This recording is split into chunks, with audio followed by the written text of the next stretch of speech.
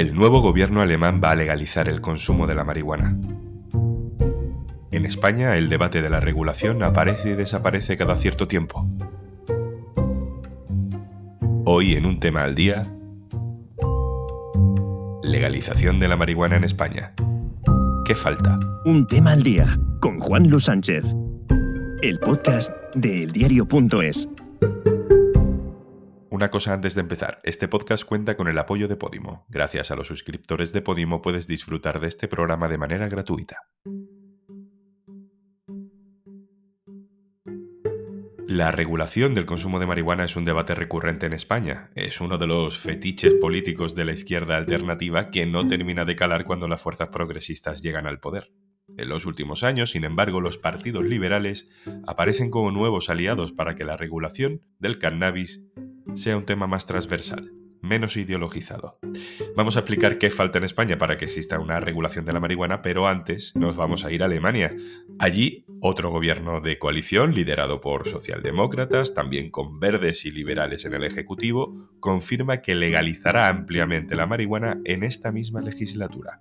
Vamos a hablar con Franco de Ledone, autor de varios podcasts especializados sobre Alemania. Hola, Franco. ¿Qué tal? ¿Cómo estás? Ayúdanos a entender qué es exactamente lo que dice el nuevo gobierno socialdemócrata en alianza con los verdes y los liberales de Alemania, qué es lo que va a hacer con la marihuana.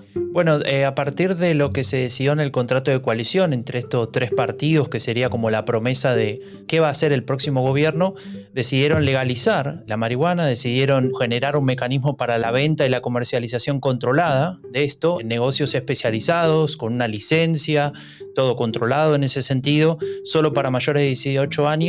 Y la idea de alguna manera es evitar la circulación de sustancias que no estén controladas, que el gobierno no pueda saber qué es lo que sucede, de dónde viene, e intentar a partir de ahí eliminar ese tráfico de esa droga en particular y poder cumplir con una demanda de ciertos sectores de sus electorados. No estamos hablando de únicamente uso medicinal, ¿verdad? No, eso ya existe en Alemania, de hecho. Es restringido, ¿no?, a ciertas cuestiones, pero estamos hablando del uso por placer, digamos. Y eso sí está muy claro en el contrato de coalición, que es ese tipo de uso, aunque también esto es importante, no se permitirá el cultivo propio, ¿no? Estamos hablando solo de esta venta en esos establecimientos. Muchas gracias por explicarnos todo esto, Franco de Ledone. Ha sido un placer, gracias a ustedes. Pues hablemos ahora de España. Lo hago con mi compañero del diario.es que más sabe sobre la regulación del cannabis. Daniel Sánchez Caballero, hola. Hola. Vamos primero a explicar, por fijar bien el contexto, cuál es la situación del cannabis en España. Porque podemos tener algún lío de lo que se puede, de lo que no se puede hacer, de lo que es legal, de lo que se hace la vista gorda. Cuéntanos cuál es exactamente el marco legal del cannabis en España. Legalmente, hacer no se puede hacer nada. El consumo está prohibido, el cultivo está prohibido, el transporte está prohibido, la venta, por supuesto, está prohibida.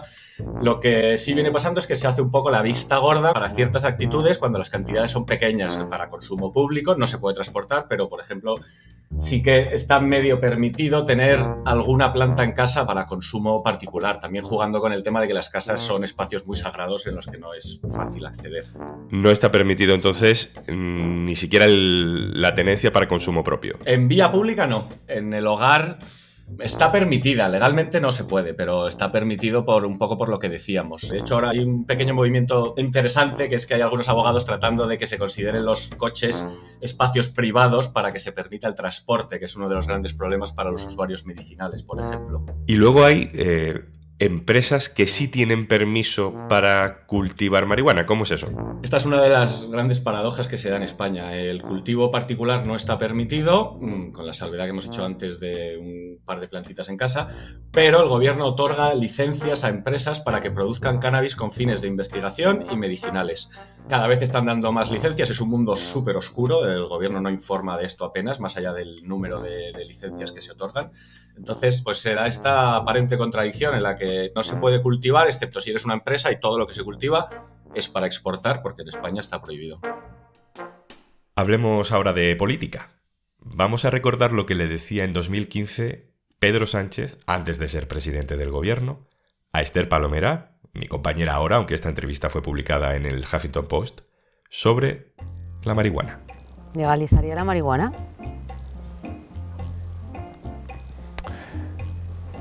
Buena pregunta.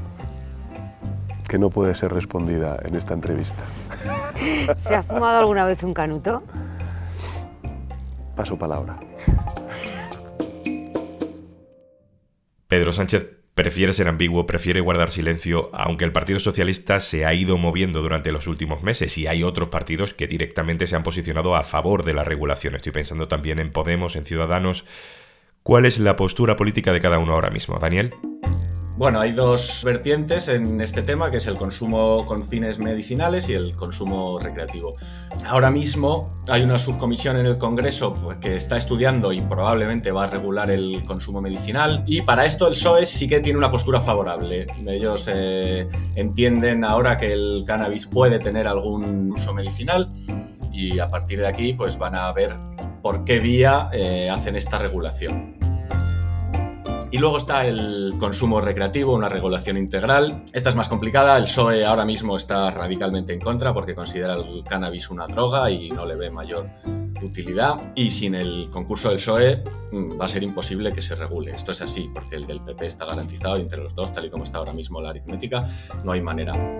Fuera de eso, hay efectivamente algunos partidos como Unidas Podemos, Esquerra Republicana de Cataluña y Más País, que han incluso presentado cada uno su propia propuesta de regulación en el Congreso, que se van a debatir en breve. Y luego Ciudadanos sí que está a favor de la despenalización, apelando a la libertad, y los demás, pues el PNV es favorable, por ejemplo, a un consumo medicinal, con el integral no lo tienen tan claro y bueno, pues así está la cosa.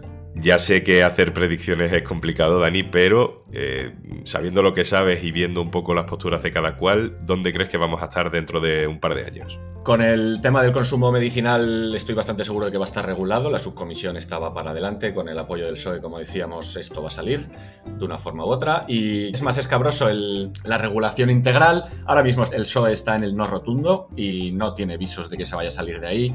De hecho, ha aceptado la regulación medicinal porque la ONU a finales del año pasado, 2020, cambió el estatus del cannabis después de 50 años, 60 de hecho. Pero la regulación integral, el PSOE está en contra, considera que es una droga y sin el concurso del PSOE es inviable tal y como está ahora mismo la cosa y mucho tendría que cambiar. ¿Cuáles son los países de referencia para España? Hemos hablado de Alemania, supongo que casi por turismo todos tenemos en mente Holanda, pero hay otros ejemplos más sofisticados que el holandés, ¿no? Sí, ahora cuando se habla de regulación integral se piensa sobre todo en Uruguay y Canadá, que son los dos países que han hecho una regulación integral reciente. Holanda lo que hizo fue despenalizar el uso del cannabis, pero es un país un poco extraño porque los coffee shops no pueden comprarlo, pero pueden venderlo. Entonces, bueno, ahí hay un submercado negro que no es un modelo de regulación integral. Entonces, hay estos dos modelos, Uruguay y Canadá, que además son un poco antagónicos entre sí. Uruguay ha apostado por un modelo más social, estatal, toda la producción la controla el Estado, los usuarios se tienen que registrar en listas de consumo.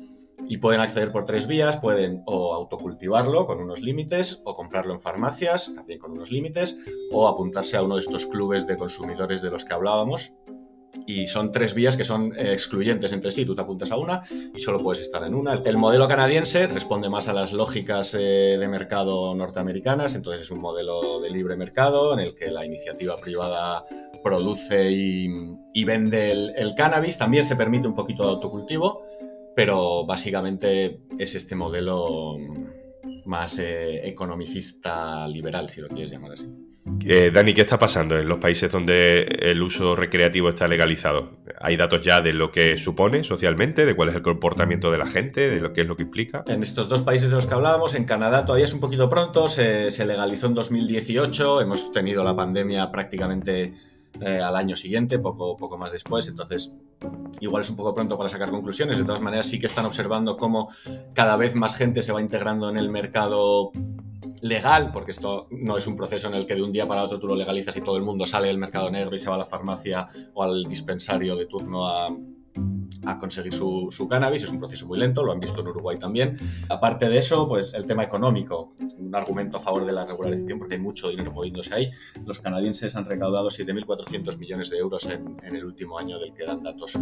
Los uruguayos, que lo aprobaron su modelo en 2013, sí que tienen un poquito más de información. La dinámica es parecida a la de Canadá, cada vez más gente integrándose en este mercado. Ellos sí que han dado un dato de que han conseguido que el 80% del consumo se haga a través del mercado legal, lo que quiere decir que poco a poco en este terreno concreto del cannabis van retirando a las mafias, que eran los que lo controlaban. Otro de los aspectos con los que estaban muy contentos es con que están recogiendo a toda la gente que tenía consumos problemáticos, quizá no todos, pero muchos, consumos problemáticos de cannabis, que antes estaban totalmente fuera del sistema, que ahora tienen un sistema, una red para recoger a esta gente y atenderlos, y con eso estaban bastante contentos. En Uruguay creen que va bien, todo es mejorable, pero están contentos. Daniel Sánchez Caballero, muchísimas gracias por contarnos todo esto. Muchas gracias a ti, Juanlu.